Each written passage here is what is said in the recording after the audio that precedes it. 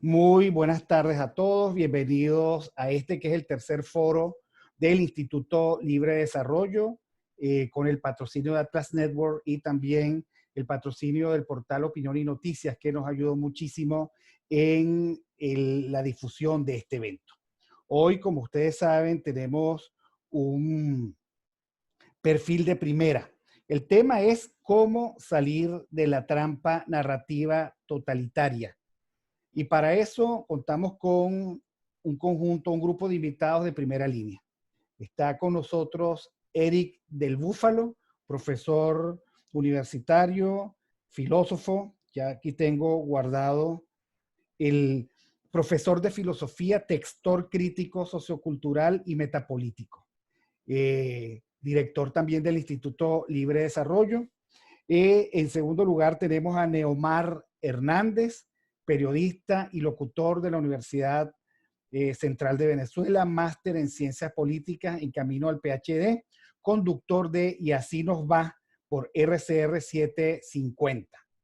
También tenemos a Miguel Ángel Martínez Meucci, profesor de Estudios Políticos de la Universidad Autónoma de Chile, doctor en conflicto político y procesos de pacificación y autor del libro Apaciguamiento, de Editorial Alfa.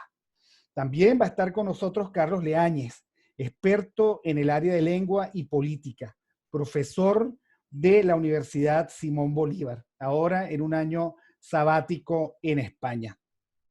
Y también está con nosotros Miguel Fontán. Él mismo se presenta como un ciudadano buscando entender las contradicciones sociales y políticas, pero la verdad es que Miguel Fontán ahorita está haciendo el doctorado de Ciencias Políticas, tiene una maestría en el IESA y, por supuesto, una larga época de reflexión alrededor de estos temas políticos. Las reglas del juego son las siguientes. Nosotros vamos a darle a cada uno de ellos la oportunidad de hacer una reflexión, de elaborar sus argumentos. Aproximadamente 10 minutos tendrá cada uno. Luego en una segunda rueda tendrán hasta 4 minutos para complementar. Y luego, si es posible, haremos las preguntas que ustedes puedan hacernos llegar. Entonces, bueno, tengo que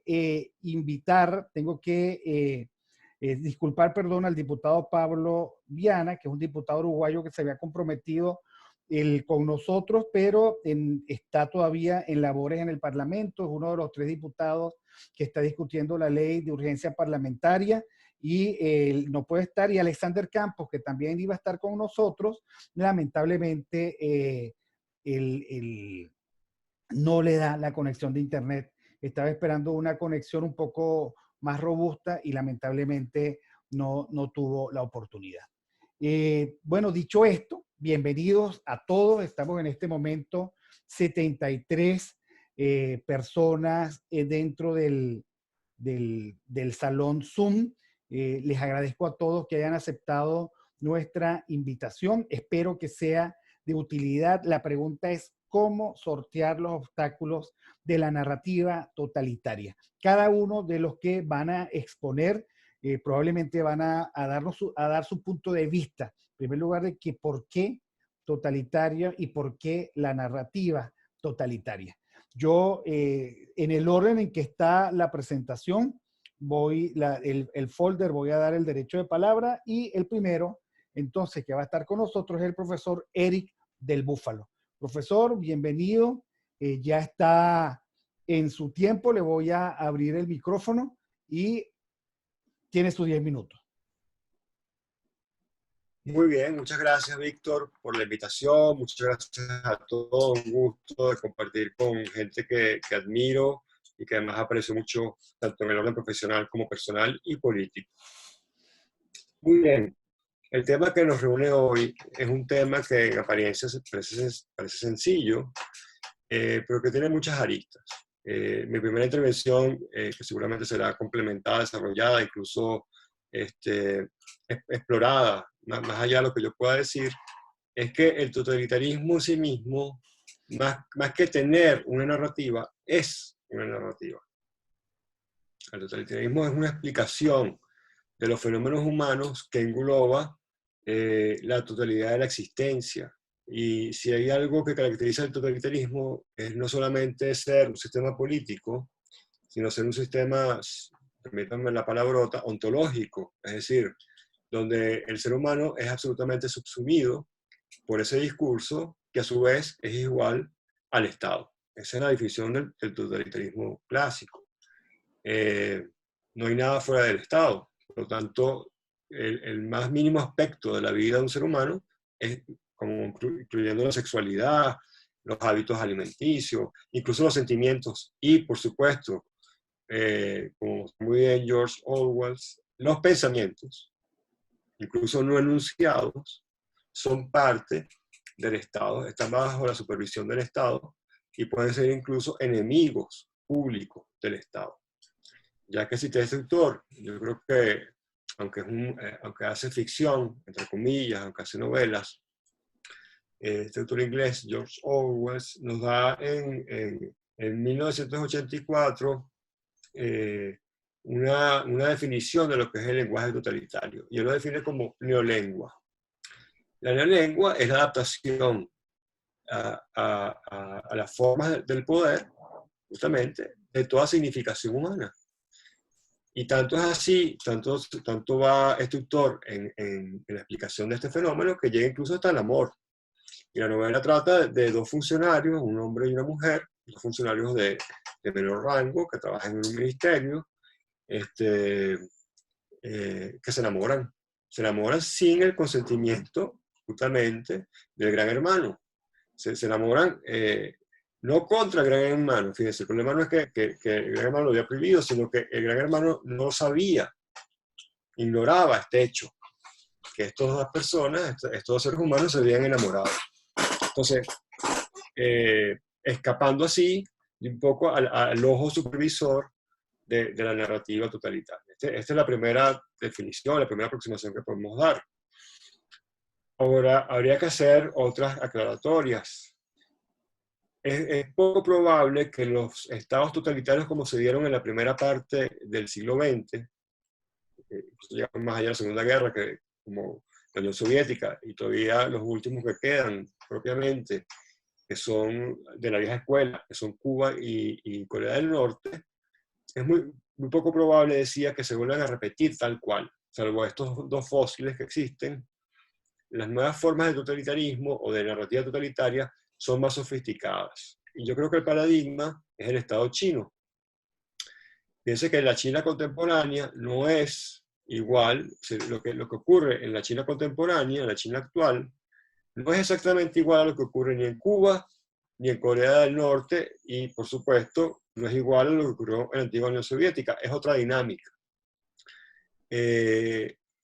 Donde no hay tanto el problema disciplinario de saber, de que hay un gran hermano que sabe todo, sino de una especie de micros, ¿no? Ya que está de moda la palabra, de amos microscópicos que están flotando por ahí y con el cual me puedo contagiar y por lo tanto tengo miedo siempre. Tengo miedo siempre de que un mensaje mío privado, una nota de voz que quede para siempre registrada en esta gran mente, ubicua, que no está en ningún lado en realidad, y sin embargo me está escuchando y me está viendo.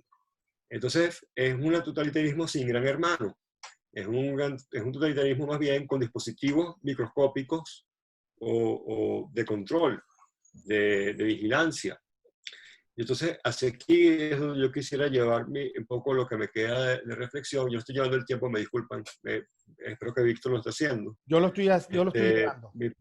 Sí, mi primera en este interés quería un poco fijar estas nuevas formas de narrativa totalitaria. Y, insisto, creo que China es la que está dando la pauta, no solamente en China, sino lamentablemente, y a partir del coronavirus, o del COVID-19, o del virus chino, que yo llamo virus globalista, también en Occidente. Y la estructura de esto, que es muy nueva, se basa en dos cosas. Primero, que la gente siga una idea mainstream que viene entubada desde algún lugar, desde arriba, y que si te sales de esa idea, eres un conspiranoico, es decir, eres una persona enferma, obsesionada, que dice locura, que está afectada psicológicamente, ¿no? Conspiranoico suena mucho a disociación psicótica que usaba el chavismo en este sentido. Una persona que está apartada de la realidad. Porque la realidad viene entubada de un solo discurso mainstream. No solamente en la opinión política, sino también en la ciencia, ¿no? Aparentemente hay una gran organización global, que es la OMC, que dicta lo que es y lo que no es, y eso va bajando capilarmente a todas las instancias de salud, a todas las instancias de investigación científica, y esa es la verdad. No hay una discusión horizontal como mucha gente cree. Hay protocolos, hay experiencias que supuestamente se han hecho, que vienen dictadas desde arriba, y que de algún modo los médicos, los científicos repiten sin investigar mucho, no siempre, pero en muchos casos, la veracidad de estos fenómenos. Y la OMC, la Organización Mundial de la Salud, parte de las Naciones Unidas, es una instancia política, no es una instancia científica. La gente se olvida, es una instancia de consolidación de verdades científicas, y tanto que la instancia de consolidación de verdades es una instancia política, aunque su fin primogenio o primordial haya sido científico. Y entonces, no solamente hay esta verdad que viene entubada desde arriba y la cual la gente empieza a repetir, y que se salga de ahí es catalogado de marginal, de radical, de loco, de conspiranoico, etcétera, etcétera, de fascista, todos los epítetos que le podemos dar. También hay una especie de control horizontal. Fíjense que en China hay un sistema paralelo al WhatsApp, se me escapa el nombre, se los debo. En China es ilegal el WhatsApp, es ilegal el Facebook y es ilegal el Twitter. Ellos tienen sus paralelos. Tienen un Twitter chino, tienen un Facebook chino y tienen un WhatsApp chino. La diferencia con respecto a los nuestros, a los que están en Occidente, me refiero, es que todo lo que se pasa en Twitter, en Facebook, en el WhatsApp chino, queda registrado para siempre y va a alguna instancia oficial. Hay un backup que queda ahí en algún ministerio, en alguna agencia gubernamental. Incluso cuando algún ciudadano chino compra algo con su tarjeta de crédito o con su teléfono, porque ahorita en el mundo desarrollado se puede comprar con el teléfono. Aquí tenemos un pequeño acercamiento a eso, que es el CELE. Queda registrada la compra, qué compró. No solamente qué dijo, sino que compró, dónde lo compró, a qué hora lo compró, ¿ok? Incluso, y cuáles son los mensajes que estaban antes y después, o sea, que uno puede vincular también para quién lo compró, si quisiera uno investigar más. Se fija que entonces no es que hay un gran hermano que se está viendo, sino que se ha invertido la fórmula, como en la Unión Soviética, que hay un partido grande que siempre te está diciendo, mira, te estamos viendo, tú eres chiquitico, sino que es un gran hermano invisible, que no está en ningún lado, pero todo lo que uno está haciendo queda registrado en esta especie de pleroma, de totalidad, de espíritu,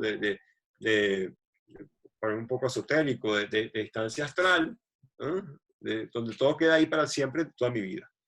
Yo tengo el miedo, Víctor, amigos queridos, que este tipo de narrativa que aparentemente es horizontal y que realmente oculta a este gran hermano invisible, se esté importando a nuestros países democráticos. No me refiero a Venezuela, evidentemente, pero digamos al occidente democrático, diríamos. Se está importando al occidente democrático con la excusa del coronavirus. Entonces, bueno, creo que me quedan 1 o 2 minutos, pero esta idea para mí es esencial porque muchas veces nos quedamos pegados a como si el mundo no evolucionara, como si los malos no evolucionaran también, ¿verdad? A formas de discurso opresivo y totalitario que están más ancladas a los comienzos del siglo XX que a las nuevas formas que están surgiendo a comienzos del siglo XXI, y que creo que debemos hacer particularísima atención. Otro aspecto muy rápidamente de lo que es una narrativa totalitaria, de cómo salir de estas narrativas totalitarias. Ya dijimos que una es el entubamiento de la verdad, otra es la ubicuidad del poder, que no sabemos dónde está exactamente, pero que sé que está en mi teléfono o en mi dispositivo o en cualquier lado por ahí acechando. El tercer aspecto de esta narrativa totalitaria es la relativización completa de la moral. Y este aspecto, paradójicamente, no surge del totalitarismo clásico, o de las formas clásicas del totalitarismo, perdón, como el comunismo o el fascismo, que son las más evidentes. Es de algún modo la apropiación de prácticas liberales por formas que no son liberales. A ver, en apariencia, en China, uno puede decir lo que quiera, a priori.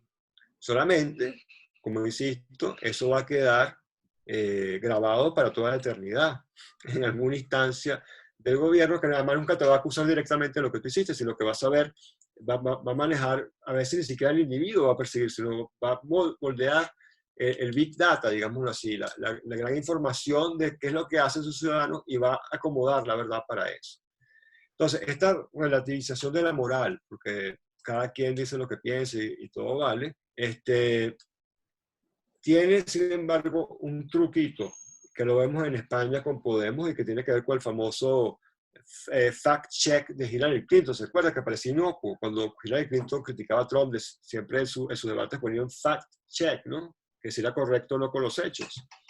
Podemos estar proponiendo que todo lo que se diga, en España, no en China, en España, en un bastión de Occidente, que además es la bisagra con América Latina, la bisagra principal con América Latina, que para toda verdad que tenga que ver con cosas importantes, dicen ellos, como el coronavirus, pero no exclusivamente, si no está apoyada por un fact-check, por una corroboración de los hechos, tiene que ser descartada, incluso perseguida penalmente, si es muy grave. Eso es lo que están proponiendo en España ahorita. ¿Qué significa esto? Que una opinión,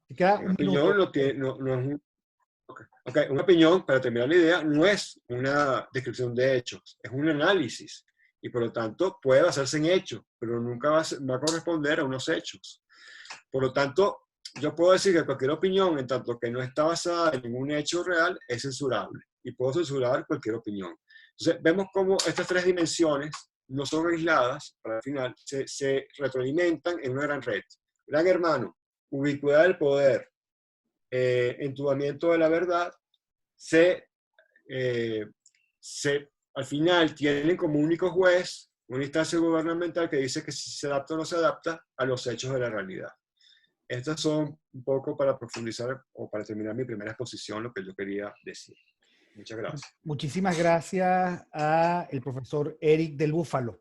El segundo que le corresponde en este encuentro para intentar ver cómo salimos de la narrativa totalitaria es Neomar Hernández. Te voy a conceder el micrófono a Neomar. Ya estás listo, Neomar. Gracias, Víctor. Bueno, espero que todos los que están en el chat me escuchen perfectamente. Sabemos cuáles son las complejidades acá, pero bueno, gracias, Víctor. Gracias al Instituto Libre de Desarrollo y a Atlas Network también por estos eventos. Y gracias por la invitación nuevamente. Mira, hay una palabra clave de mi estimado Eric del Búfalo que a mí es la que más me angustia, es la palabra verdad y la construcción de la verdad.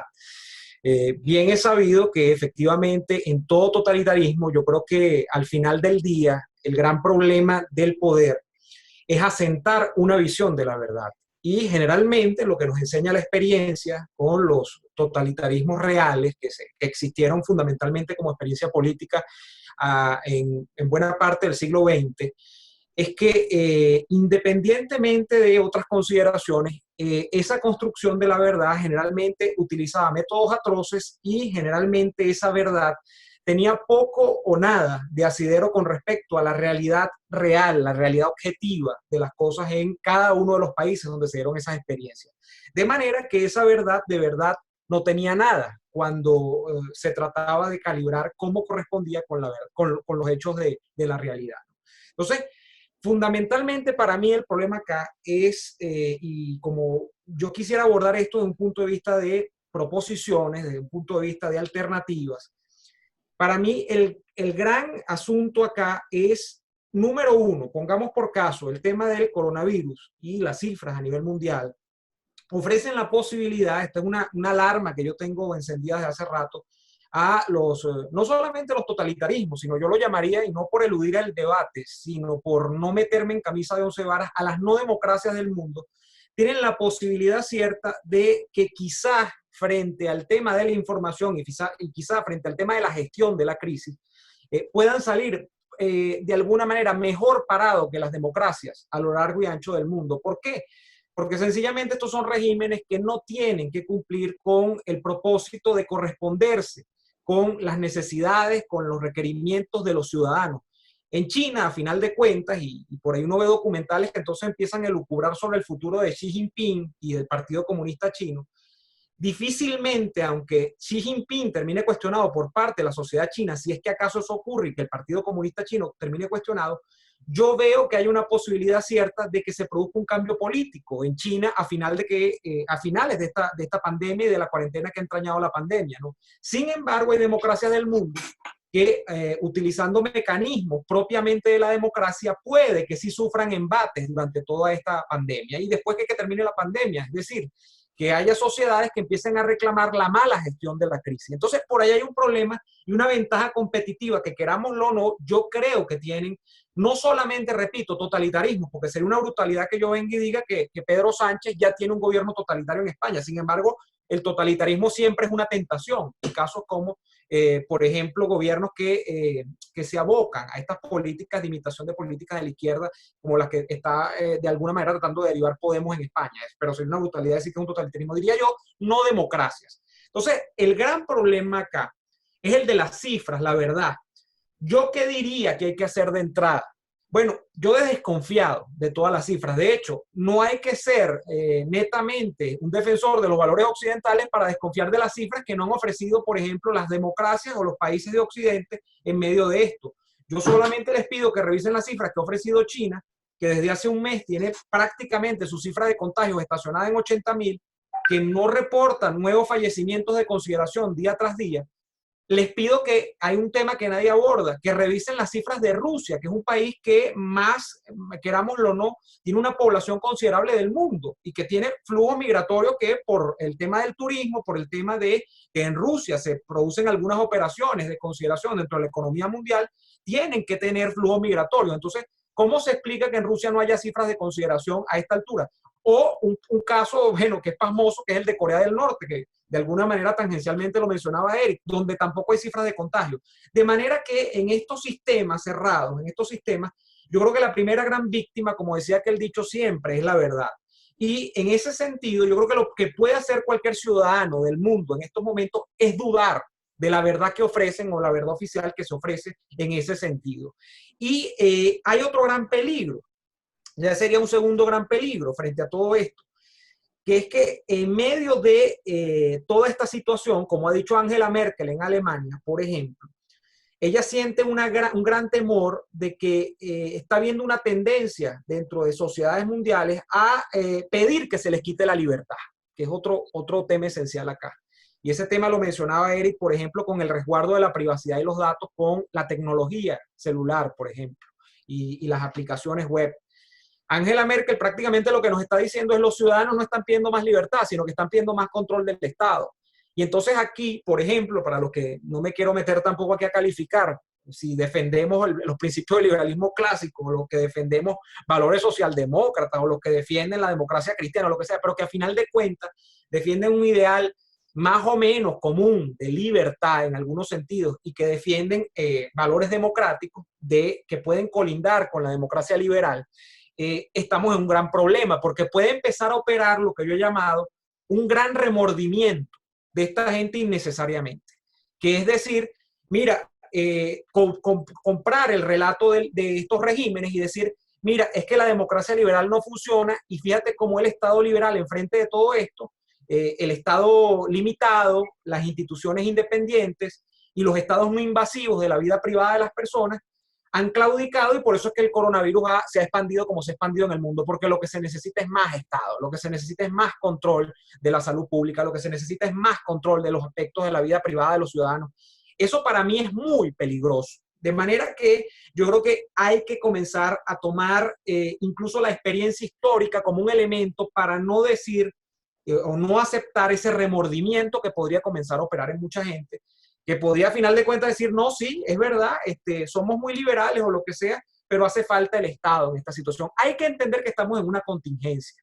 Y en medio de una contingencia es obvio que los mecanismos normales de regulación de una sociedad no van a funcionar. Estamos sacudidos por un shock que hasta esta altura hemos indeterminadamente visto si fue producido por cuestiones naturales o por cuestiones incluso deliberadas. Entonces, yo creo que aquí hay un elemento esencial de no tomar el remordimiento como un elemento en estos momentos, de tomar esa experiencia histórica y decir, mira, la experiencia histórica de los últimos 200 años te dice a ti, por ejemplo, que en el mundo la libertad, los valores de Occidente, los valores de la democracia liberal, los valores del Estado que se dedica a lo que se tiene que dedicar, los valores del Estado que no se entromete en lo que no se tiene que entrometer, han sido infinitamente superiores esos resultados a los de estados que vigilan escrupulosamente cada uno de los aspectos de la vida de los ciudadanos, cuáles son, por ejemplo, los estados totalitarios, casi en extinción, afortunadamente ya en el mundo en el que estamos viviendo, pero con el peligroso expediente de que pueden reeditarse, ¿no? Entonces, bueno, básicamente yo creo que esa sería mi reflexión inicial. Yo creo que hay un problema acá fundamentalmente de la cifra, de la información, de cómo esa información es utilizada. Tenemos que tenerlo muy claro, y aquí voy a hablar por Venezuela, quienes están en Venezuela lo saben. Va a ser utilizada indudablemente como un elemento de control social a lo largo de lo que dure esto, y que eso a mí me lleva mucho a preocuparme sobre la gente que compra ese relato. Por eso yo digo, mire, en principio, dude. Yo no puedo decir que, por ejemplo, en Venezuela está subregistrado el número de contagios, o que en China están subregistrados. Pero caramba, si unos países que tienen unas poblaciones similares, que viven en un contexto geográfico similar, y que tienen unos flujos migratorios similares, o flujos de viajantes similares, tienen unas cifras de contagios, y estoy hablando de países de Europa, por ejemplo, no estoy hablando con el caso de nosotros, pero quizás con otros países que han mostrado unas cifras que no se corresponden con la realidad. ¿Cómo usted explica que esas sean las cifras que se dice que hay en esos países? ¿Y cómo usted explica que estos países además estén diciendo que, bueno, que ellos van a tener que vigilar el rol que va a tener el Estado ahora en adelante? Por ejemplo, en China, lo estaba comentando Eric, el tema bueno, de las aplicaciones donde básicamente con una aplicación en el celular, entonces ese gran hermano que dice Eric que no existe, porque quizás un gran hermano que se disuelve y no es una figura unívoca quizás, pero que es un gran hermano que por vía directa o indirecta puede estar, bueno, vigila cada aspecto de la vida de los chinos. Entonces, eso es un problema que para mí se rebate dudando, se rebate tomando la experiencia histórica, diciendo, mira, ese no es el camino, y se rebate diciendo, sí, nosotros creemos en determinada forma de Estado, nosotros creemos en determinada forma de llevar las relaciones económicas de la sociedad, y hay que entender que esas formas quizá transitoriamente en este momento no pueden funcionar a plenitud, porque estamos frente a una situación anómala, estamos frente a una situación que no es lo común, que es una contingencia. Y que bueno, que frente a esa contingencia uno incluso, repito, no le queda más que dudar sobre las causas primeras que provocaron esto, si realmente son fortuitas o son deliberadas. Yo a veces estoy hasta dudando, y no quiero, porque sería una brutalidad en mi parte aseverarlo, pero yo estoy hasta dudando de las causas fortuitas de todo esto, porque, repito otra vez, tengo un lamentable pesimismo sobre quiénes salen o van a salir fortalecidos de estos procesos y quiénes no van a salir fortalecidos en términos generales, más allá de que sea Trump, más allá de que sea el Duque en Colombia o Maduro en Venezuela. Estoy hablando de los regímenes políticos. Hay unos que parecen que tienen más ventajas competitivas de cara a permanecer en el poder después de todo esto. Entonces, bueno, esa sería mi intervención inicial. Gracias. Gracias, Neomar. Interesantísimo, porque ambos invitan a dudar, a mantener el sentido de realidad, a mantener la suspicacia frente a aquello. Y creo que ustedes han dicho algo importante. ¿Cómo podemos tener nosotros alguna estrategia en adelante si todavía no sabemos bien qué ha pasado? Si hay, como lo ha planteado el profesor Eric del Búfalo, tantas versiones sobre el origen de esto. Creo que el profesor Eric ha estado abundando en eso en su cuenta de Twitter. Creo que ha tenido algún debate sobre teorías conspiranoicas y él dice, yo no estoy siendo conspiranoico, Yo estoy simplemente buscando de alguna manera la verdad con otras estructuras. Y me parece importante porque sin esa duda relativa, sin el mantener esa suspicacia incluso delante de quienes dicen que nos están salvando de la muerte, nosotros podemos caer de nuevo en manos de las fauces totalitarias, o sea, en manos de las ganas del héroe que después viene a cobrarnos con mayor intervención aquello que supuestamente hizo por nosotros. Simplemente un comentario de propaganda para darle la palabra a Miguel Ángel Martínez Meucci, eh, profesor, doctor en estas cosas y además autor del libro Apaciguamiento, así como el profesor Eric del Búfalo es autor de su libro Polifemo. Y Neomar, te toca. Bueno, Neomar es un gran... El Neomar anda en eso, pero en el mundo de la presentación en YouTube, etcétera. Son libros al día, son libros al día. Cada vez que él termina un día, toda la parte de la edición es complicada, es complicada. Bueno, profesor Miguel Ángel Martínez Meucci, le voy a abrir el micrófono. Bienvenido. Bueno, buenas tardes, Víctor. Buenas tardes a todos los compañeros que están también invitados a este panel y a todos los que están participando del mismo, así como el Instituto Libre de Desarrollo y Atlas Network por la gentil invitación. Bueno, el título, digamos, lo que yo quisiera compartir con ustedes parte del título del evento. O sea, cómo lidiar o cómo revertir la narrativa totalitaria en el caso venezolano. Bueno, empezando por ese punto, yo quisiera decir que desde mi punto de vista es más que una narrativa. O sea, yo tengo desde mi punto de vista años señalando que efectivamente hay una dinámica totalitaria. La narrativa es consecuencia de esa dinámica. Y al existir una dinámica totalitaria, estamos hablando de un tipo de fenómeno político que no existía antes de la modernidad política. El totalitarismo es un fenómeno de la modernidad y pudiéramos decir también es una enfermedad de la modernidad. ¿Y por qué es una enfermedad de la modernidad? Porque sobreviene como consecuencia de un desvío o de una mala interpretación o de un curso desafortunado de la democracia moderna y de la idea de democracia como tal. Recordemos que la idea de democracia es muy vieja, es propia de la Grecia clásica y se basaba en la idea de que todos somos racionales.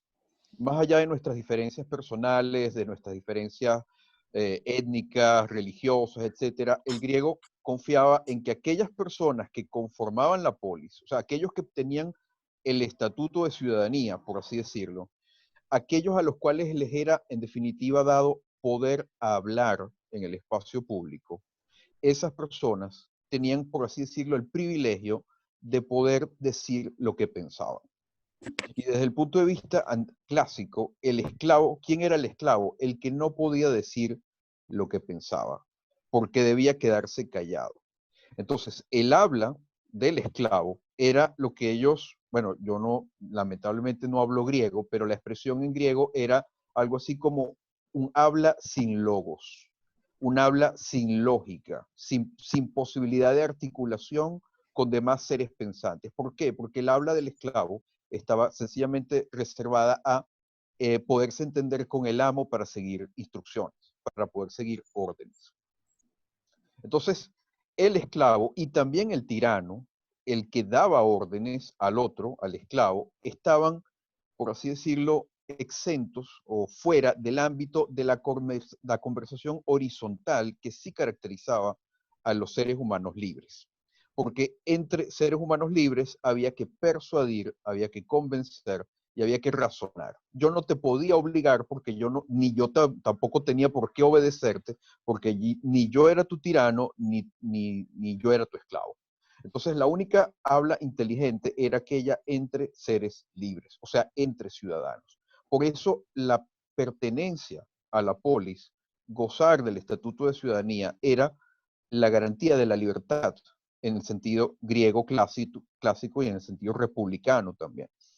Entonces, ¿qué es lo que ha pasado? Que en la modernidad viene la idea de decir, bueno, vamos a resucitar una vieja forma de gobierno que ha estado 2000 años sepultada, entre otras cosas, porque los grandes filósofos de la antigüedad, como Platón y Aristóteles, decían que la democracia era peligrosa, que la democracia terminaba mal. Entonces, ¿por qué? Porque terminaba en manos de la tiranía, terminaba en manos del demagogo que terminaba haciéndose tirano.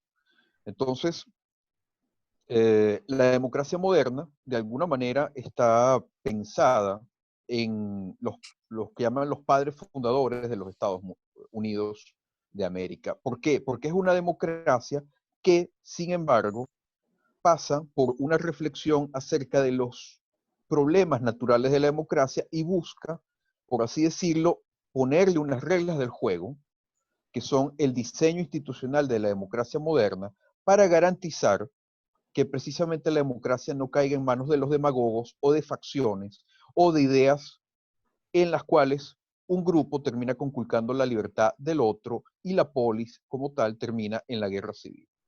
Entonces, ¿qué es lo que pasa? Que la democracia moderna es una democracia liberal. Es una democracia que goza, por así decirlo, de un aparataje institucional que está pensado para preservar unas reglas del juego que garanticen que cada ciudadano es libre. Ahora bien, tanto la democracia antigua como la moderna se basan precisamente en la idea de que cada ciudadano puede expresar racionalmente su punto de vista acerca de las cosas y que su punto de vista es legítimo. O sea, el problema de la política es distinto al problema de la ciencia o de la filosofía, que busca conocer la verdad. El problema de la política es cómo vivimos juntos, a pesar de que no todos seamos igualmente brillantes o igualmente conocedores de la realidad, pero por lo menos que tengamos un espacio de dignidad para convivir. Y yo puedo decir lo que a mí me parece y lo que yo creo que a mí me conviene, porque soy racional y soy libre. Ahora, ¿qué es lo que pasa en la democracia de masas de la modernidad? Que el componente liberal de la democracia moderna termina siendo desplazado por el principio de la mayoría. Y la democracia no era originalmente, no estaba concebida como un principio de mayoría. O sea, el principio de la mayoría era la consecuencia de que a través del debate de ideas, todos terminábamos persuadidos por la idea que parecía más sólida. Por eso los griegos votaban en rara ocasión. La democracia griega no iba directo al mecanismo del voto. Iba a través de la deliberación pública hasta que una idea era la más difícil de rebatir. Y en virtud de eso, esa es la idea que se seguía. En cambio, en la democracia moderna, como son millones de personas, vamos directo a la votación. Y listo, queda lo que piense la mayoría. Pero entonces hay que garantizar que dentro de un cierto tiempo vuelva a haber otra votación para que podamos reflejar los cambios de opinión. Ahora, el problema de esto es que cuando el componente liberal de la democracia moderna es deliberadamente dejado de lado a través de discursos demagógicos, populistas, y cuando la fuerza de la mayoría no atiende razones o cuando sencillamente sigue, como alertaban Platón y Aristóteles, la voz del el flautista de Hamelin, la voz del demagogo, bueno, terminan a veces las decisiones mayoritarias siendo contraproducentes para el propio cuerpo político y para los ciudadanos. Entonces, ¿qué es lo que ha venido pasando en Venezuela? Que se ha ido instituyendo el principio de la mayoría a través de la retórica del chavismo como única ley, más allá de cualquier división de poderes y de cualquier respeto a la dignidad individual, ¿no? Entonces, eso es lo que ha ido generando la narrativa de que supuestamente la mayoría da la facultad de hacer lo que sea, que legitima para hacer cualquier cosa, incluso si es una medida autocrática. Ahora bien, esto iba generando hasta un punto, que es lo que pasa en los totalitarismos, en donde llega un momento en que ya la idea ni siquiera es la más popular, ni siquiera es la de la mayoría, pero ya la mayoría no se puede sustraer a ella. ¿Por qué? Porque ya es un régimen autocrático, pero además es un tipo de autocracia particular. Es una autocracia en donde ya el sistema ha perdido, por así decirlo, la posibilidad de entender lo que está sucediendo en virtud de lo que, por ejemplo, explicaba Eric hace unos momentos. O sea, llega un momento en donde la dinámica propia del totalitarismo evita precisamente que las ideas diferentes puedan reunirse y debatirse en el espacio público.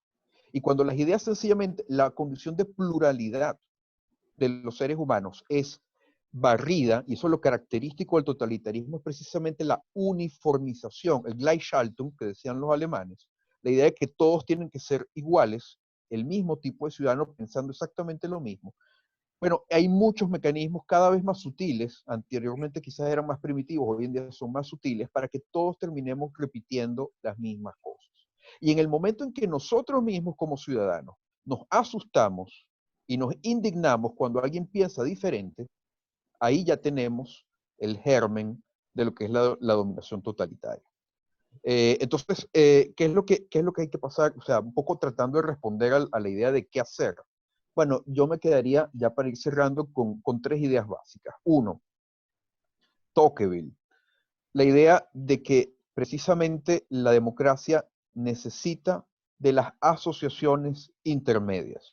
O sea, el totalitarismo busca eliminar todo mecanismo consuetudinario de asociación ciudadana, empresas, asociaciones de vecinos, sindicatos, todas las formas de organización social son sencillamente cooptadas por la organización totalitaria y todas deben servir al propósito del régimen totalitario. Eso es lo que ha ido pasando en cierta medida en Venezuela. Bueno, hay que recuperar el poder de las asociaciones ciudadanas, por un lado, la capacidad de la gente de volver a crear repúblicas elementales, foros, espacios políticos donde la gente delibere, piense, debata y se organice para romper, y ahí voy con el segundo punto, con lo que llamaba Václav Havel, presidente de la República Checa, la necesidad de vivir en la verdad, la necesidad de romper con la atmósfera de mendacidad en la cual todo régimen totalitario hace que viva la población, precisamente eliminando la posibilidad de la pluralidad ciudadana. Hay que salir de esa mentira, como a través del diálogo, a través de conectarse los seres humanos a través del diálogo racional y de llevar adelante iniciativas de cooperación. Y finalmente, todo esto se asienta también en un tercer autor que quisiera mencionar, que es Hannah Arendt, y precisamente ella rescata la idea del juicio.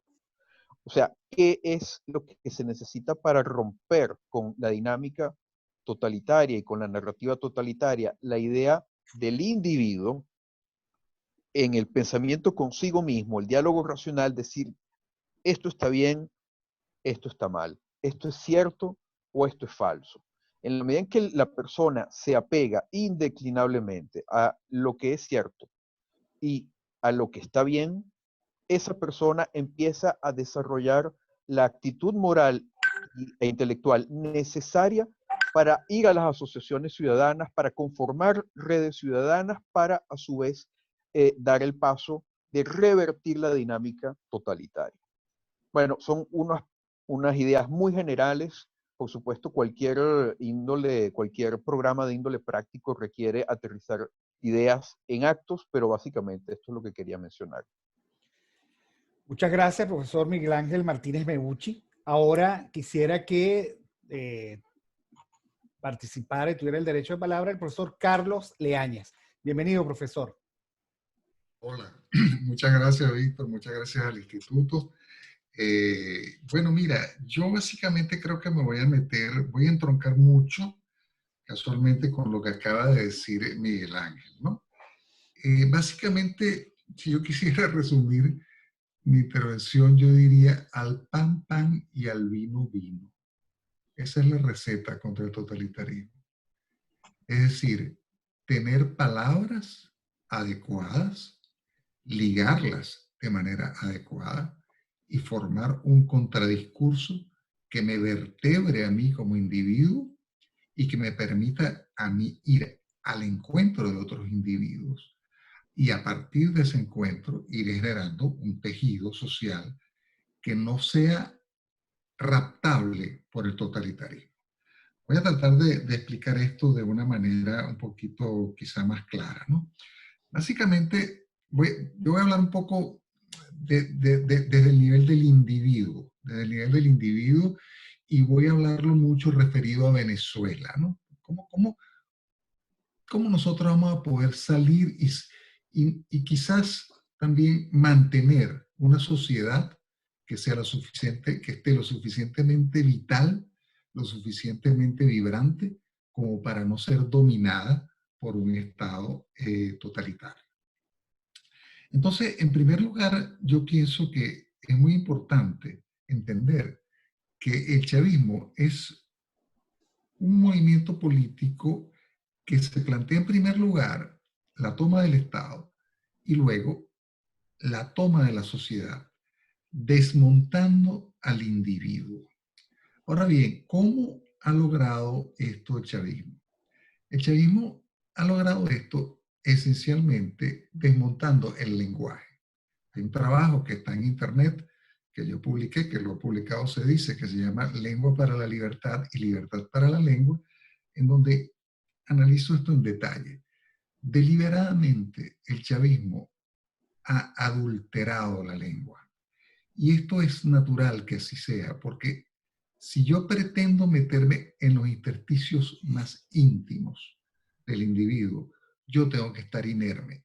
Y yo solo puedo estar inerme si ya no me hallo en posesión del lenguaje. Porque cuando yo me hallo en posesión de los conceptos necesarios, yo me puedo defender, yo puedo generar algo distinto a aquello que parece inundarme y volverse la realidad y la verdad. ¿Cómo ha hecho esto el chavismo? El chavismo ha hecho esto por múltiples maneras, de múltiples maneras. Y la propaganda es la manera más burda de lograrlo. La manera más sutil que han tenido ellos de lograr esto es cambiando al hablante público. El hablante público se suponía que tenía que ser una persona con cierta coherencia, con cierta lógica, con cierto nivel, que evitaba determinados rangos discursivos en aras de la claridad, de la decencia y del intercambio. Ese hablante público, político, ha sido sustituido por un hablante como este diputado que decía que estábamos espiados por DirecTV, no me acuerdo el nombre de él ahora. Bueno, Pedro Carreño. Pedro Carreño. Pedro Carreño personifica el nuevo hablante público, es decir, una persona absolutamente obscena, absolutamente irracional y que absolutamente incoherente, pero al estar desde la dignidad de diputado diciendo todo lo que dice, genera una sensación de que esa es la nueva manera de estar. Pero en realidad, lo que se está haciendo al postular ese hablante público, es que se le está diciendo a la gente, sé como él. Y al ser como él, pasan a estar en realidad completamente desposeídos de un discurso para enfrentar al poder. Entonces, voy a explicar esto de una manera muy gráfica. Imaginémonos que la lengua son ladrillos y que la sintaxis, es decir, lo que une la lengua, es el cemento. ¿Qué es lo que ha hecho el chavismo? El chavismo ha empobrecido el vocabulario, es decir, hay menos ladrillos.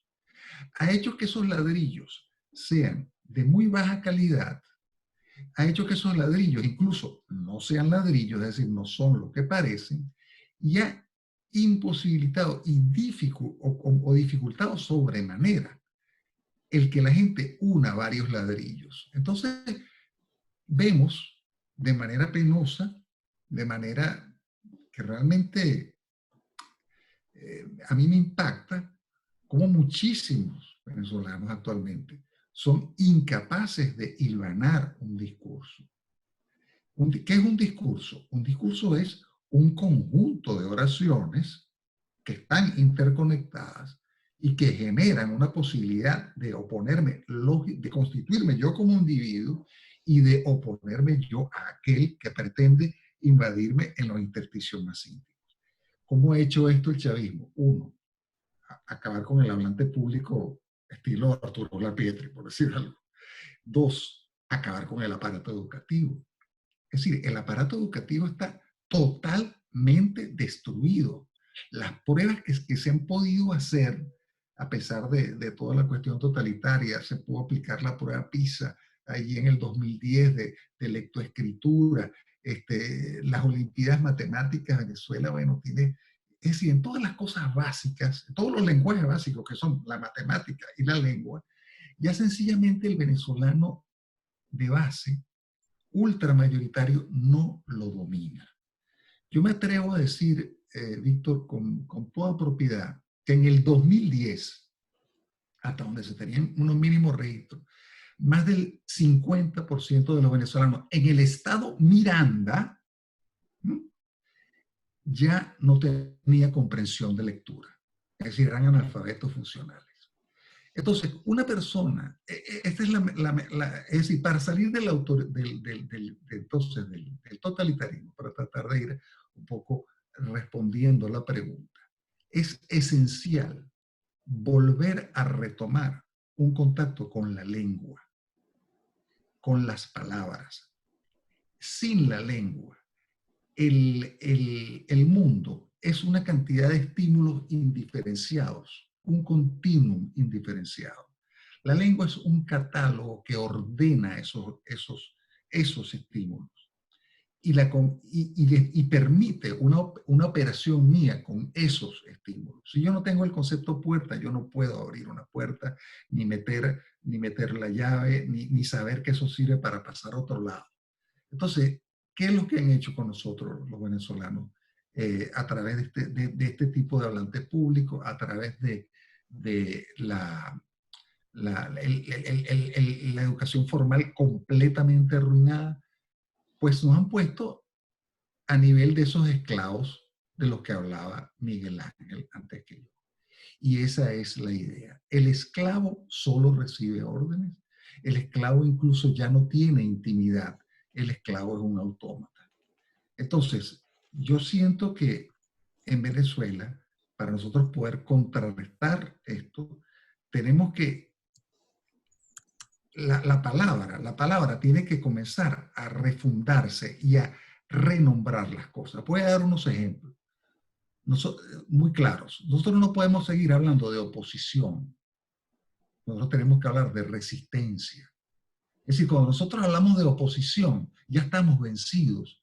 Ya no estamos captando el fenómeno tal cual es. Y por lo tanto, estamos entrando en patrones de conducta propios de una democracia cuando estamos ante un régimen totalitario, ante una camarilla mafiosa. Fíjese que si yo digo oposición para referirme a los que adversan el régimen, estoy completamente fuera del objetivo. Porque si yo estoy ante una camarilla mafiosa y genocida, pues lo que se impone es la resistencia, lo que se impone es la rebelión. En cambio, si yo estoy en la oposición, lo que se impone es otro tipo de acciones que ante la camarilla mafiosa no es lo adecuado. Entonces, lo primero que nosotros tenemos que hacer para salir del totalitarismo es hacer un especial empeño en quitarnos los lentes que quiere ponernos el régimen, en quitarnos los lentes degradados que nos pone el ambiente que genera el chavismo y comenzar a nombrar las cosas por su nombre. Es decir, a una adecuación de la palabra con la realidad. Solo así podremos enhebrar individuos capaces de generar un tejido que nos saque de este laberinto.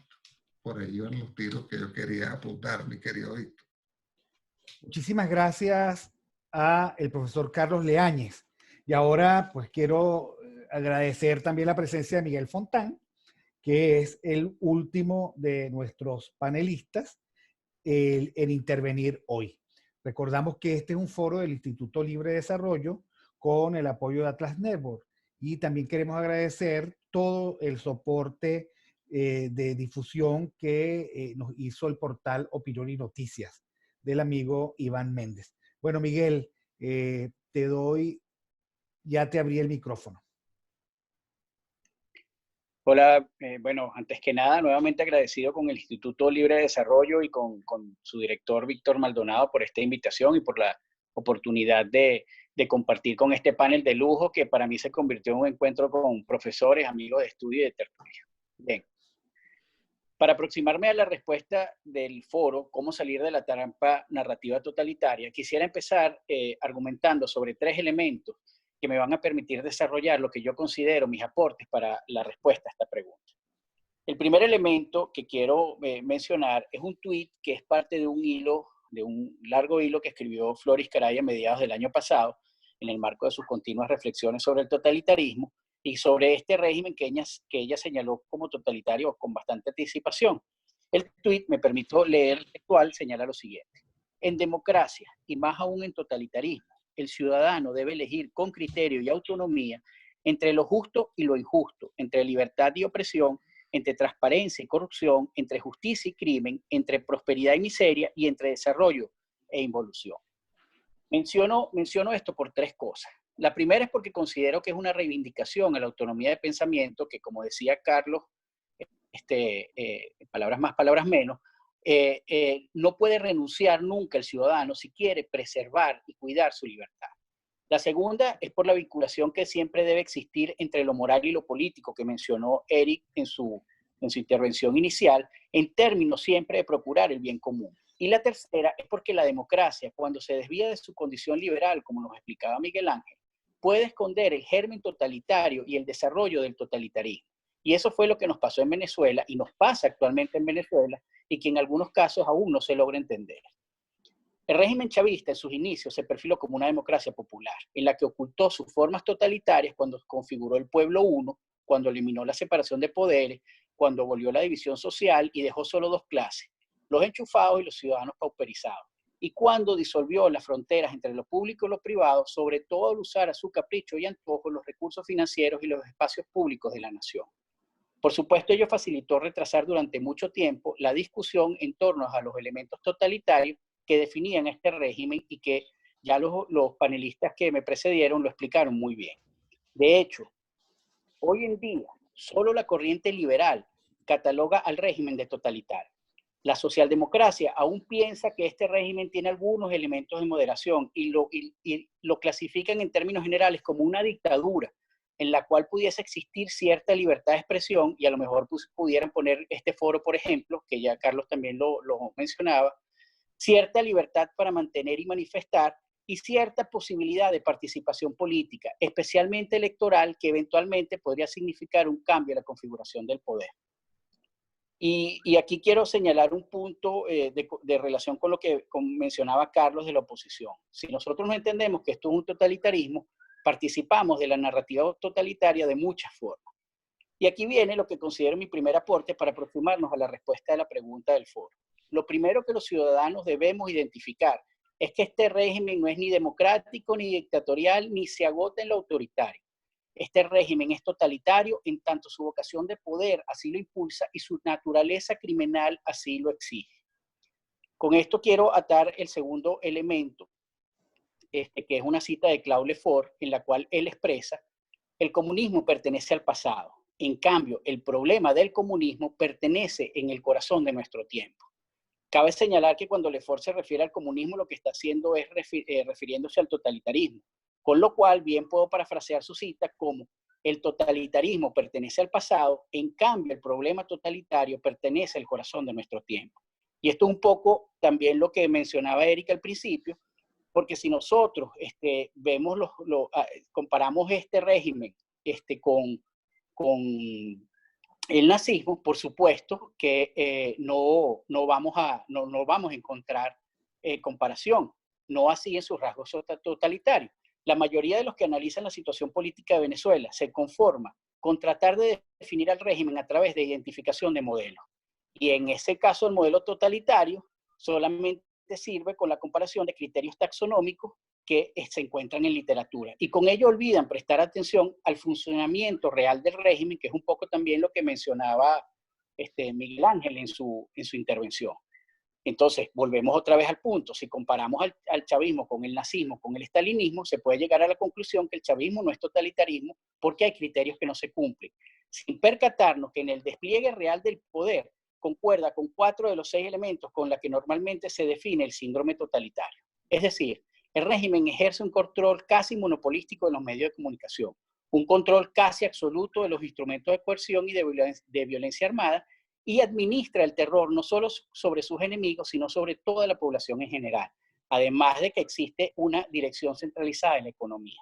Entonces, que el funcionamiento real del régimen sea totalitario significa también que todo lo que está inserto en él reproduce sus características. Y ahí vuelvo con lo que mencionaba Carlos Leañez, hablar de oposición. Pero, por ejemplo, la búsqueda del pensamiento único, un solo liderazgo, un solo pueblo y la imposibilidad de sentir sobre las decisiones políticas.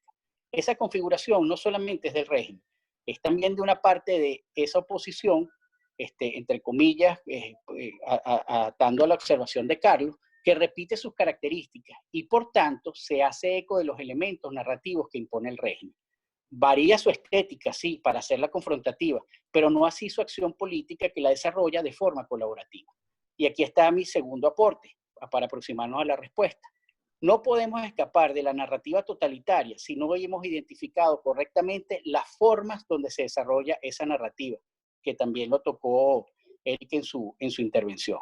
Podemos pensar que al ser diferentes los contenidos dirigidos a los distintos grupos, no se está frente a una misma narrativa, y es un error, porque los elementos que conforman los discursos y los propósitos que persiguen las distintas narrativas son compatibles, por no decir iguales.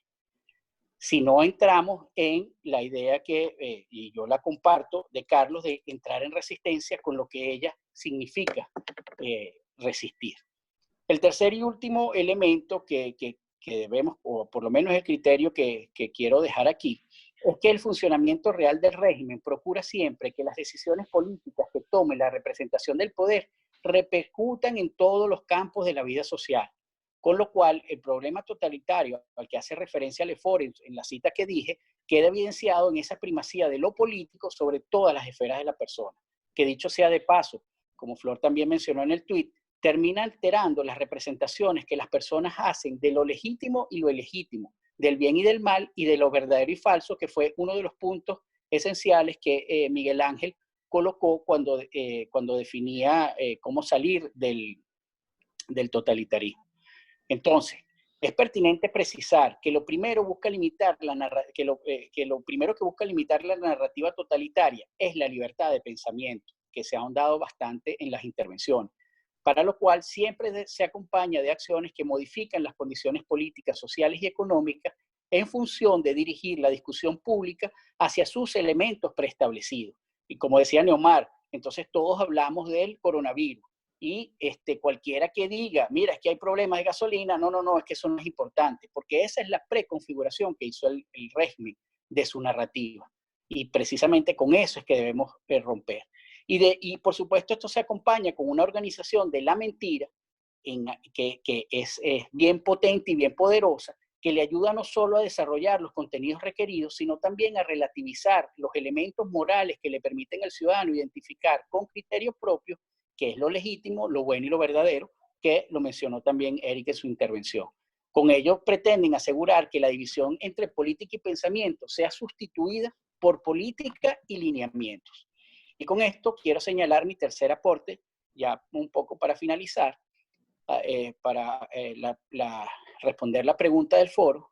Escapar de la narrativa totalitaria es acercarse al pensamiento propio, o creo que Miguel Ángel era el que lo mencionó, y hizo la cita de Arendt, ciertamente, la razón, el pensar con base a la razón, para lo cual cada ciudadano, y esto creo que fue común entre los primeros tres panelistas, para lo cual cada ciudadano debe dejarse, y esto quiero subrayarlo, debe dejarse estremecer por la duda, porque es la duda la única que mantiene siempre alerta el pensamiento. El peligro de renunciar al pensamiento propio, crítico, es que abre el espacio a la argumentación sofística, que termina transformando al ciudadano en militante y cerrando la posibilidad de determinar la verdad del hecho o la verdad factual, como la llamaba Arendt, lo que reduce todo el esfuerzo intelectual a la simple justificación de los hechos que ocurren en torno a la narrativa totalitaria. Si no somos capaces de determinar lo legítimo, lo bueno y lo verdadero, ¿cómo entonces podemos escapar de la narrativa totalitaria? Para resumir, y con esto termino, entonces recordemos que el régimen no es ni democrático, ni dictatorial, ni se agota en lo autoritario. El régimen es totalitario en tanto su vocación de poder así lo impulsa, y la naturaleza criminal, que además de eso creó un ecosistema criminal que produce formas que modifican todo lo que en ellos se encuentran y lo estabilizan hacia lo criminal, así lo exige.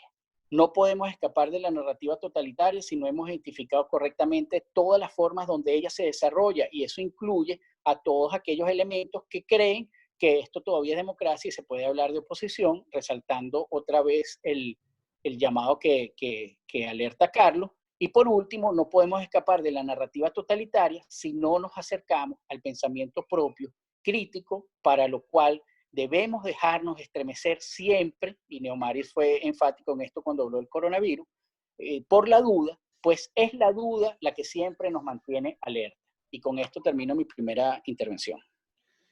Bueno, muchísimas gracias al profesor Miguel Fontán también. Como ustedes han visto, mis queridos amigos, hemos podido ver las aproximaciones de Eric del Búfalo, Neomar Hernández, Miguel Ángel Martínez Meucci, Carlos Leáñez y Miguel Fontán, alrededor de una circunstancia que no es teórica para los venezolanos, sino que es una vivencia que nos entrampa desde la narrativa, desde la dialéctica y también desde el hacer, y nos entrampa porque a veces nos dejamos someter. En este preciso instante, uno vive un ambiente, y todo el mundo que ve aquí en Venezuela lo sabe, un ambiente de vencidos, de decir, no pudimos contra el régimen, vamos a sentarnos a negociar una nueva connivencia con el régimen. El régimen, por lo visto, no era tan malo que puede cogobernar con nosotros, no tenía tan mala intención que puede seguir con nosotros. En esas estamos. Y por eso es tan importante que nosotros nos planteemos el qué hacer para superar esta narrativa totalitaria que busca vencernos, como decía algunos de ustedes, colocarnos en condición de servidumbre. Entonces vamos a ir a la segunda ronda con nuestros invitados. De nuevo tendrá la palabra el profesor Eric del Búfalo, que ¿dónde está? Por allí lo tenía a Eric. Y vamos a seguir preguntando, bueno, ¿cómo salimos de esta trampa narrativa? Aquí veo al profesor Eric, a quien le doy los 5 minutos ahora para comentar, rebatir, complementar, etcétera. Bueno, muy bien, muy interesante todas las intervenciones que me precedieron. Yo quería simplemente en estos 5 minutos de fama que me quedan, aterrizar 2 ideas. Uno, el contexto venezolano, y para finalizar, las soluciones, o sea, las salidas. Yo quiero tomar un poco donde Miguel dejó el testigo, porque me parece que su desarrollo iba muy bien y no le doy el tiempo a seguir. Yo no voy a hablar por él, pero quiero tomar el testigo desde ahí porque llegó a un punto muy clave. Yo creo que la idea que tocaba desarrollar después es que el totalitarismo del siglo XXI no va a ser el totalitarismo del siglo XX, de nuestros abuelos. Por eso que es una falacia buscar modelos de hace 100 años ya. O sea, el fascismo surgió hace 100 años en Italia, ¿no? La Revolución Rusa fue en 1918, más de 100 años. Buscar modelos de hace más de un siglo o más para decir, ¿se fijan? El chavismo no se parece a eso. Obviamente que no se va a parecer a esa sociedad, porque el resto de la sociedad tampoco se parece.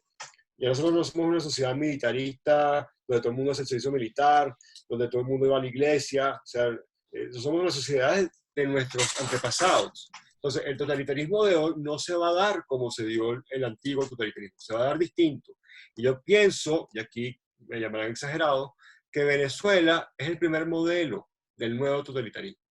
No solamente que Venezuela es un país totalitario, sino que Venezuela es la cuna, es el paradigma, es el probiótico de las nuevas formas en que se puede dar el totalitarismo y que son formas de adaptación en Venezuela muy mal, muy criminal, como también no va a dar tiempo de explicar toda la idea que tiene Miguel de ecosistema criminal, que es muy importante.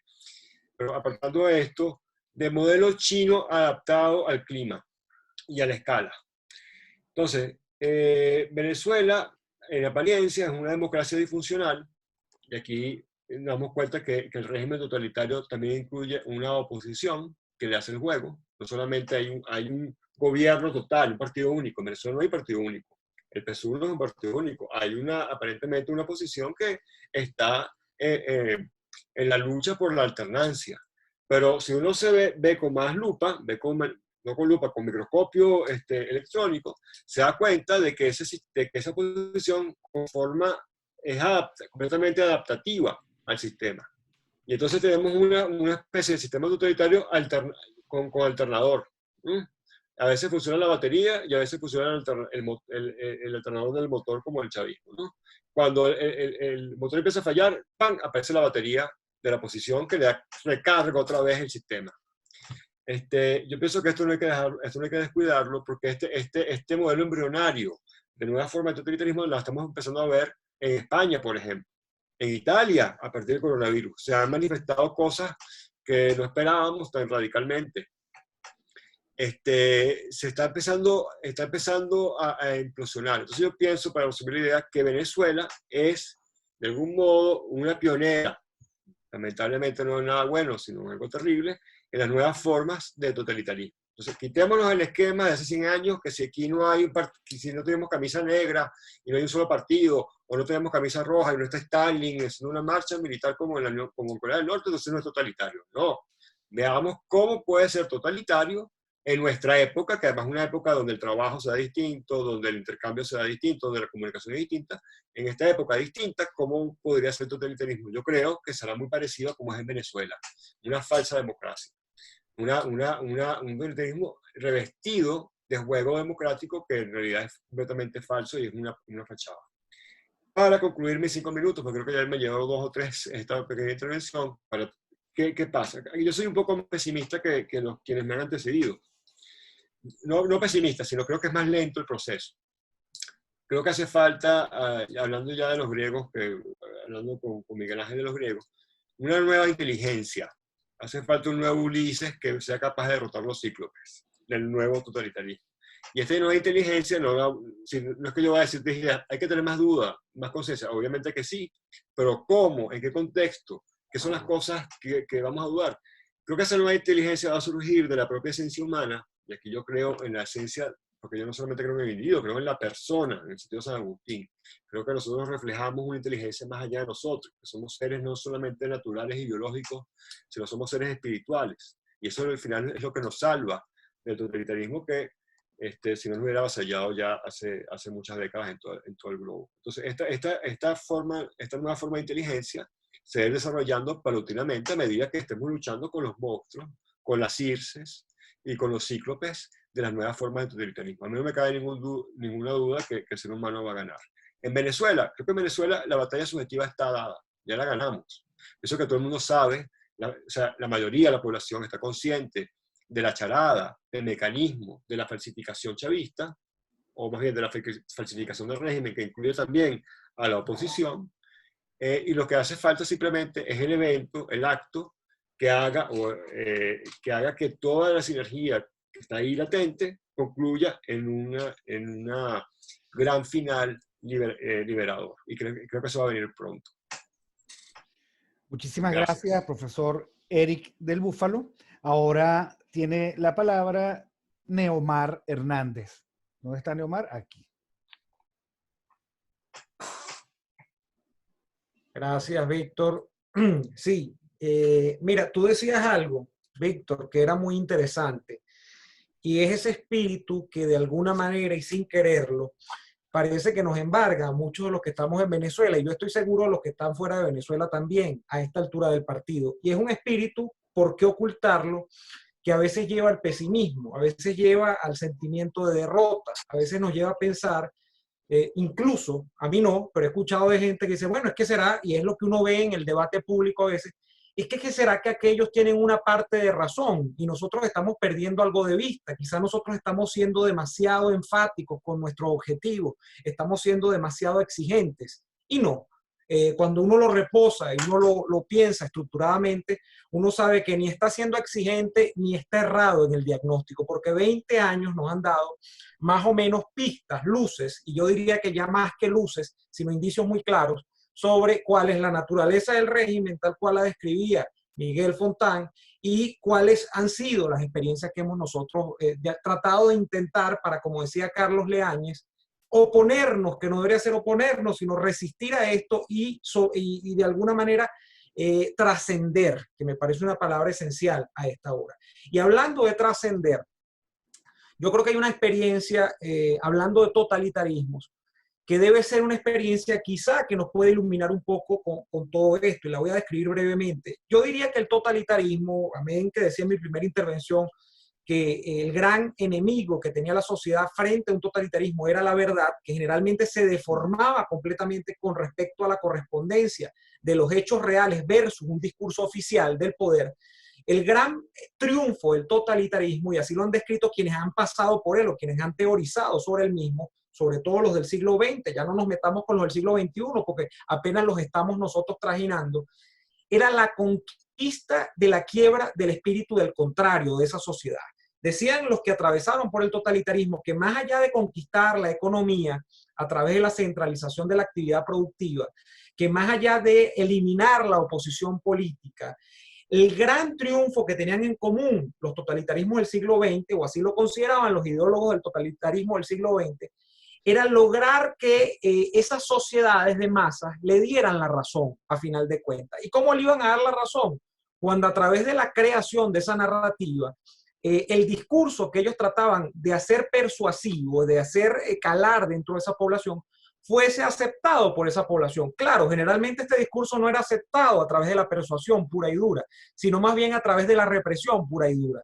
Entonces yo creo que esa experiencia a la que nos llama Carlos de resistir y trascender, que repito, para mí es una palabra clave, está marcada fuertemente por no dejar que nuestro espíritu, nuestro ser, y no estoy hablando de metafísica, sino que estoy hablando más bien del individuo y de todo lo que entraña el individuo frente a esto, no sea conquistado o colonizado por la narrativa totalitaria. ¿Y por qué digo que podría serlo? Bueno, precisamente por lo que acabo de describir de la experiencia venezolana.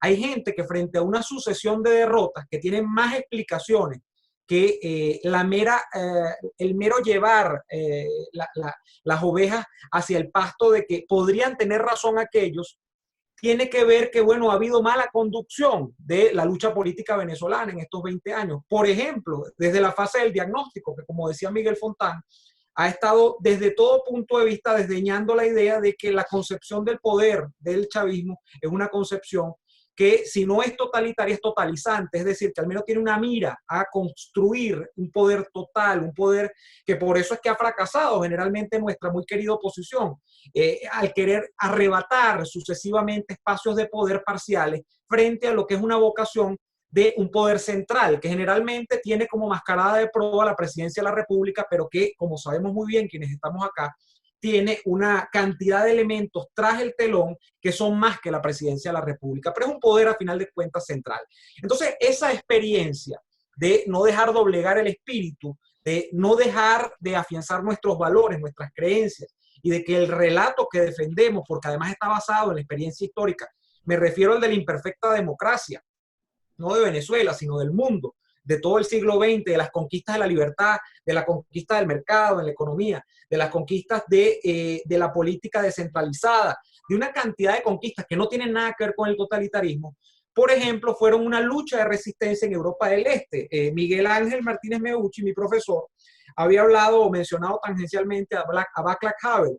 Y la lucha de Václav Havel, que yo algún día querría reproducir en Venezuela, pero no sé si elementos materiales, objetivos, como dijeran los marxistas, para reproducirla, era esencialmente una lucha cultural. Václav Havel, al ver devastada la Checoslovaquia de su tiempo, viniendo incluso de un partido, y los suyos viniendo de un partido comunista que había sido reventado incluso por el Partido Comunista de la Unión de República Socialista Soviética, había tomado la decisión de resistir desde la cultura, de resistir desde lo más profundo del ser, porque él había llegado a esta misma reflexión que yo les asomaba, que el gran triunfo del totalitarismo estaba justamente en claudicar el espíritu. Entonces, este caballero llamado Václav Havel, que después incluso de que se desmembró la República, de que se desmembró Checoslovaquia y que terminó escindida entre la República Checa y Eslovaquia, terminó siendo hasta presidente. Y es un tipo que venía no del área política, sino del escenario de la cultura. Entonces yo creo que en enseñanzas como la resistencia cultural, el no negociar principios y valores, y aquí estamos frente a otro tema, que es el de que los principios y valores sí están inherentemente añadidos siempre en la política. Y hay gente que dice que no, que la política es un asunto meramente técnico, práctico, donde hay que desdeñar estos asuntos de los principios y valores. Creo que hay que tenerlos muy presentes. Y creo que nuestra gran conquista es no dejar que se nos quiebre ese espíritu y no dejar que se nos quiebren nuestras creencias y atender, como decía en mi primera intervención, a la experiencia histórica y a dudar siempre, porque el día que usted deje de dudar frente a un totalitarismo, el día que usted convalide la narrativa totalitaria, usted, bueno, lamentablemente no estará siendo parte de la solución, sino parte del problema. Y ya hemos visto demasiado de eso en Venezuela. Gracias, Víctor, y gracias a los amigos del panel. Muchísimas gracias, Neomar Hernández. Y ahora tiene el derecho de palabra Miguel Ángel Martínez Meucci, a quien ya le estoy abriendo el micrófono. Sí, bueno, efectivamente, Eric creo que comprendió perfectamente un poco por dónde iban los tiros de lo que estaba señalando previamente, ¿no? Y yo concuerdo con él también en la necesidad de entender cómo el totalitarismo cambia.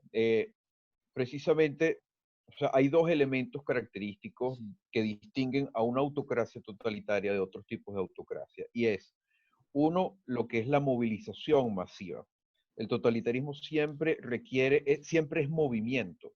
Ya llegó al poder, ya maneja el Estado, pero tiene que seguir movilizando a la gente masivamente de un lado para otro, generando nuevas instituciones, nuevos proyectos, nuevos planes. Nunca se queda quieto. Y cuando se le acaba la frontera nacional, pues tiende a vertirse hacia otras sociedades. Todos los totalitarismos han sido de alguna manera expansivos, todos han sido países, estados conflictivos en el contexto regional en el que estaban. Entonces, ese componente masivo y tendiente a la movilización está siempre presente. Lo otro es que todo esto descansa sobre adelantos técnicos. El hecho de que el totalitarismo sea un fenómeno propio de la modernidad también tiene que ver no solo con las revoluciones democratizadoras en el ámbito político, sino también con las revoluciones industriales y con el ascenso de nuevas técnicas. El totalitarismo del siglo XX descansó en buena medida en la proliferación de medios de comunicación masivas, medios de comunicación de masas.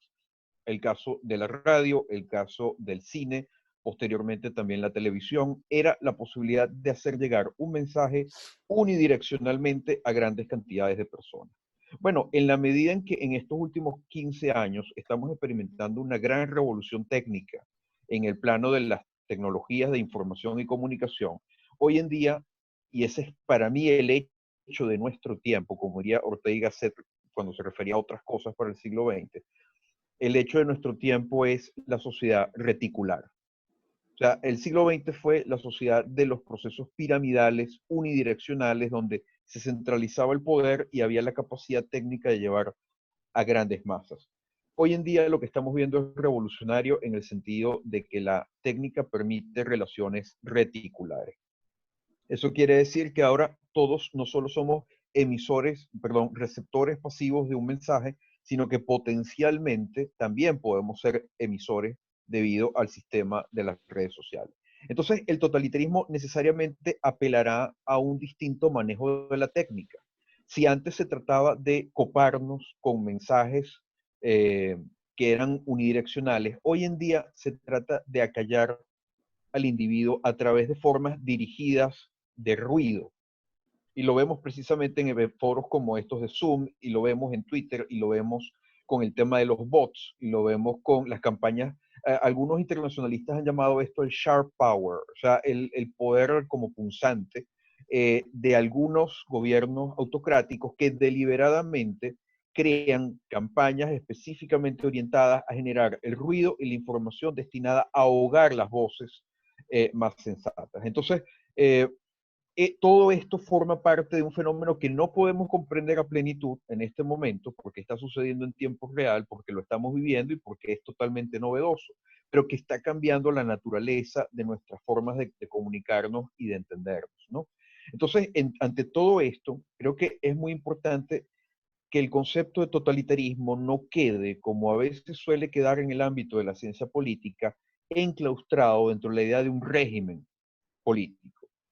Y entender que el totalitarismo, tal como ha sido entendido por la filosofía e incluso por el arte y la literatura, es, por así decirlo, una lógica o una dinámica que se extiende más allá de lo que pudiéramos decir es la categoría propia de régimen político.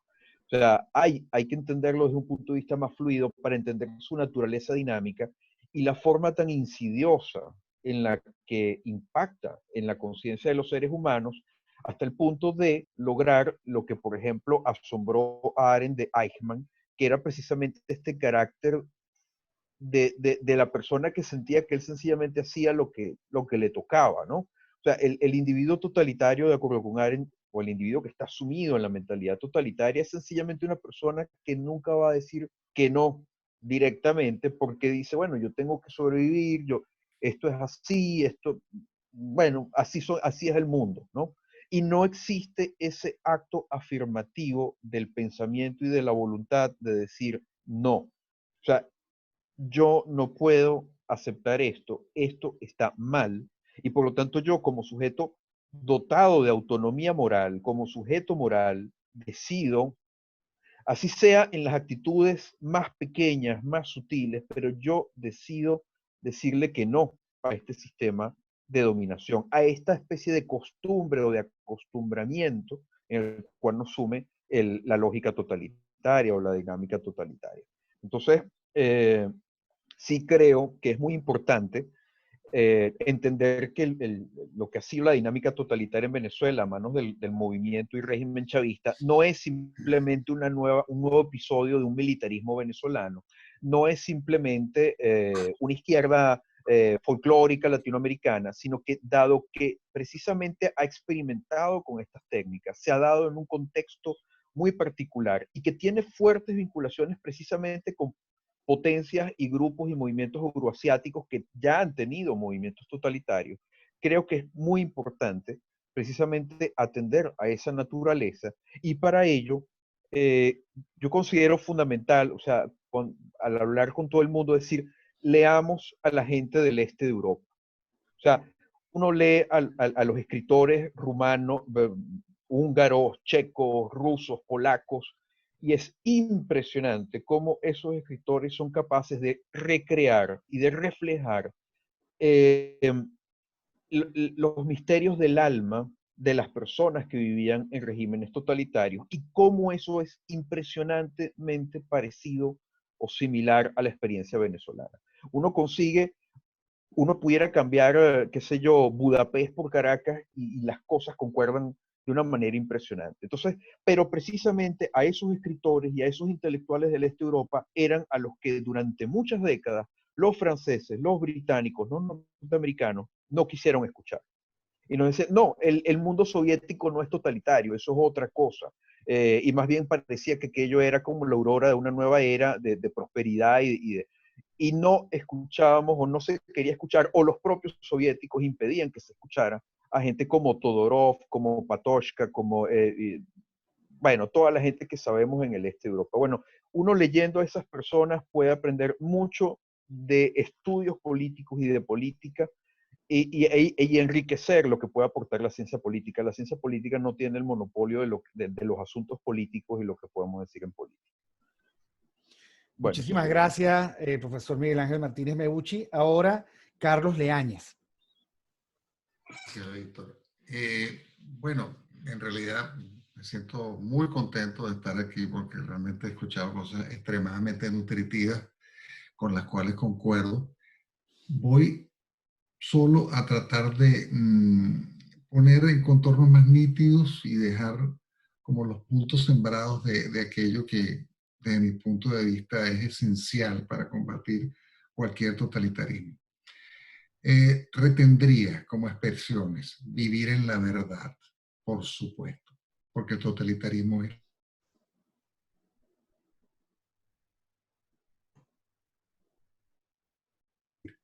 al totalitarismo.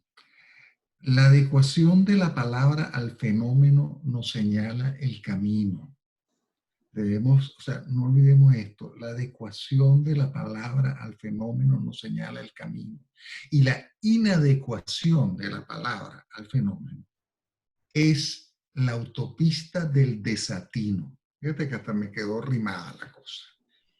Es la autopista del desatino y nosotros, el chavismo todavía está en el poder porque nosotros no hemos sabido utilizar las palabras adecuadas que habrían generado las acciones pertinentes. Entonces, cuando uno ve que personas que todavía, en teoría, no son chavistas, se refieren a Maduro como presidente, cuando uno ve a personas que se refieren al régimen como gobierno, a la camarilla criminal como gobierno, cuando uno ve que la gente sigue hablando de constitución, Estado de Derecho, ante unos fenómenos que no son sino paredes de cartón para tapar la más cruda pornografía política, entonces allí comenzamos a constatar que hay un problema de inadecuación de la palabra al fenómeno, que ha sido cuidadosamente cultivada por el régimen. Mire, es esencial que nosotros desconfiemos de la palabra de un poder autoritario. Nosotros debemos, cada palabra que pronuncia un poder autoritario o totalitario, nosotros tenemos que pasarla por un traductor y tenemos entonces que responderla en los términos adecuados. A lo que se refiere es a esto, por lo tanto, yo voy a reaccionar de la manera tal. Voy a poner un ejemplo muy claro. Cada vez que el régimen dice pretender la paz, lo que pretende es la esclavitud de los venezolanos, es decir, la docilidad absoluta. Es decir, yo no puedo asumir que el régimen, un régimen como el que oprime a Venezuela, puede estar hablando de paz. Otra cosa ya a nivel más global, hay que desconfiar por completo de todo el aparato de propaganda global chino. Es decir, todos los mensajes que salen del poder chino hacia el mundo están absolutamente calibrados. Y si nosotros respondemos a sus términos, tomando el término de ellos y no renombrando y devolviendo la pelota, nosotros estamos contribuyendo al relato de ellos. Esto es fundamental que lo entendamos. Es decir, el combate al totalitarismo pasa por renombrar el fenómeno que pretende sembrar en nosotros como percepción el poder totalitario y devolverlo con una luz de claridad y verdad que nos lleve a una acción política verdaderamente conducente. Entonces, esencial para responder a la pregunta que nos estaba ocupando hasta ahora. Entonces concluyo, al pan pan y al vino vino. Muchas gracias, amigos. Muchísimas gracias al profesor Carlos Leáñez por, además, concluye como comenzó en su primera intervención, aludiendo a que hay que rescatar la claridad asociada a la verdad. Y yo creo que, por supuesto, esto es muy complicado, pero por algo hay que comenzar por hablar claro. Y mucho tiempo hemos perdido precisamente porque no se ha querido hablar claro. Pero vamos a darle la palabra a Miguel Fontán. Bueno, yo voy a dirigirme a dos intervenciones, que es una, la de Eric y después la de Carlos. Yo concuerdo con Eric cuando habla de la novedad de este régimen, la novedad de este proceso político que se dio en Venezuela, porque es una verdad inédita en muchos aspectos. Por supuesto, a lo largo de la historia nosotros podemos coincidir en algunos elementos, pero esa coincidencia siempre es insuficiente. Venezuela, para mí, es no sé, voy a decir para mí porque le voy a colocar un elemento que Eric no había mencionado, sino que lo dejó en un universal. Para mí Venezuela es el primer modelo totalitario que se desarrolla en la democracia. El nazismo se desarrolló en democracia, pero el primer modelo que se desarrolla en democracia, que usa la propia democracia para destruir la propia democracia y para abrir dos procesos adicionales. Si nosotros, en un escrito que yo había hecho antes, que hablaba sobre el ecosistema criminal, yo había hecho una distinción del chavismo en tres momentos. Un momento político ideológico, que es el uso de la democracia para poder hacerme de ella y luego destruirla, que va entre los años del 99 al 2007. Un momento político institucional que va del 2008 al 2013, en el que el chavismo se adueña de todo lo que es el entramado institucional, pero además no solamente se adueña, sino que se asegura que ninguno pudiese operar en su contra. Entonces empieza a colocar elementos institucionales, porque no es solamente llegar al acuerdo de todos estamos juntos, sino es añadir elementos institucionales que hacen imposible que en algún momento esos elementos puedan actuar en contra del régimen. Entonces ahí vemos todas las reformas que se le hizo al sistema de justicia, todas las reformas que se le hicieron y se le siguen haciendo al tema de la Fuerza Armada, y así cada una de las cosas, todas las reformas a nivel educativo que se están haciendo. O sea, no es solamente llegar al acuerdo de que vamos a gobernar juntos o vamos a gobernar sobre un poder uno, sino también asegurarme de que cualquier cosa que ocurra allá adentro no pueda operar en mi contra. Y después está un tercer momento, que es un momento criminal. No sé si todos los totalitarismos que se vayan a desarrollar a partir de este modelo sean criminales. Yo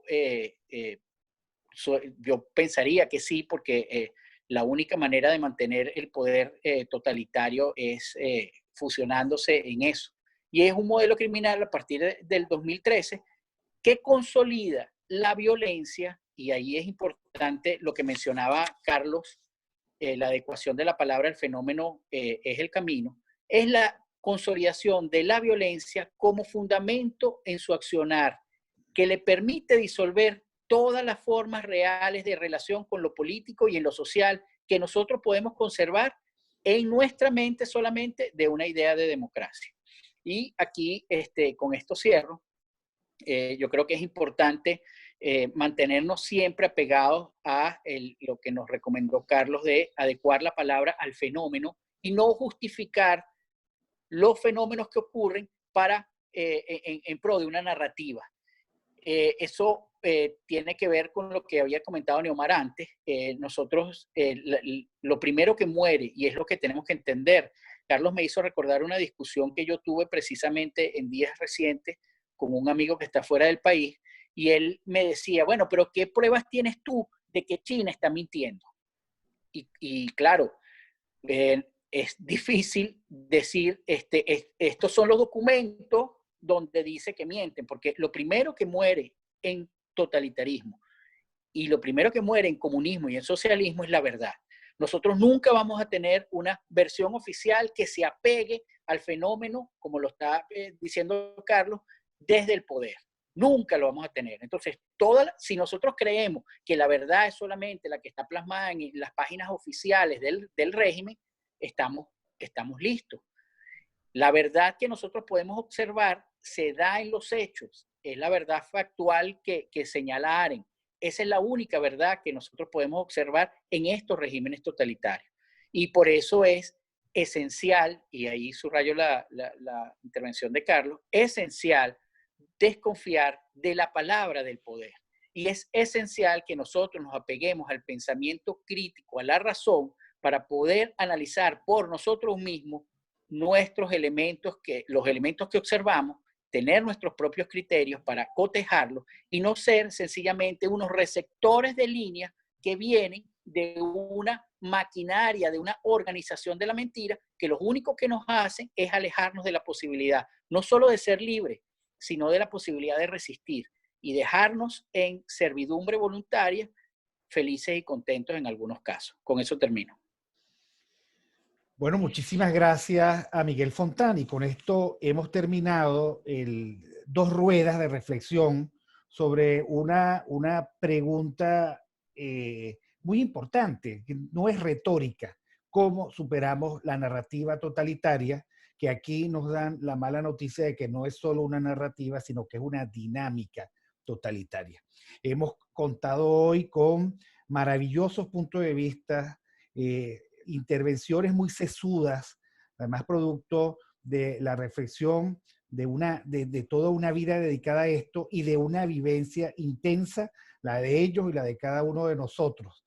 Ha estado con nosotros el profesor Eric del Búfalo, el profesor Neumar Hernández, que además es un comunicador profesional intenso, que comparte, y bueno, que es un compañero de vida en RCR 750, Miguel Ángel Martínez Meucci, el destacadísimo intelectual ahora en Chile, autor de un libro que es valiente y que en su momento fue muy valiente, porque fue el primer señalamiento de que por la vía de la negociación, lo único que quería un régimen como este era lograr el apaciguamiento de las élites. Y lo digo que era muy valiente porque ahora más o menos lo vemos claro. Les puedo decir que no tiene un año que haya más o menos un consenso social, no entre los intelectuales, sino entre la sociedad, de que esto es lo que es.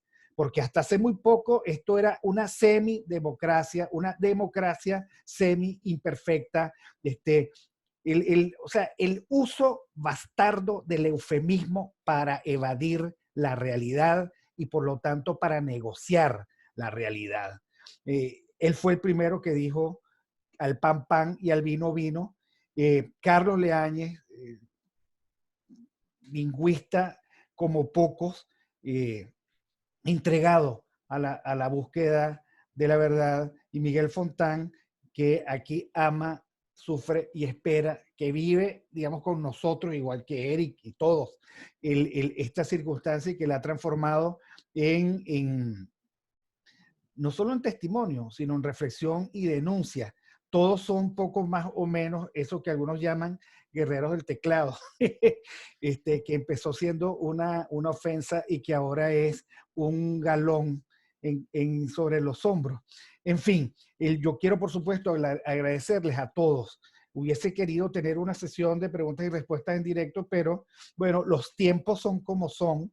Las épocas que nos tocan vivir son las que nos tocan vivir, y esta es la época en la que parece que es una distracción el tratar de ingresar a estas reuniones, y en lugar de aprovecharlas, pues algunos sabotearon el chat.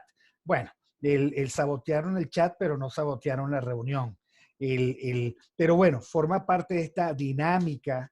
Niurka, te agradezco de esta dinámica con la que tenemos que acostumbrar. Estamos en una discusión. Ahora, la pregunta que nos tenemos que llevar, que es una pregunta de vida, es si se puede negociar con una dinámica totalitaria, si hay flancos para negociarla, si es suficiente resistir, porque resistir, estamos resistiendo, llevamos 20 y vamos para 21, y además tenemos 40 días de encierro desolador, desesperanzador, porque es un encierro que esconde, como todos los totalitarismos, un quiebre fáctico, porque es que aquí no hay gasolina, en los otros sitios hay gasolina. Entonces sabes que por lo menos puedes. No, aquí no hay gasolina, aquí el no hay es el signo de los tiempos.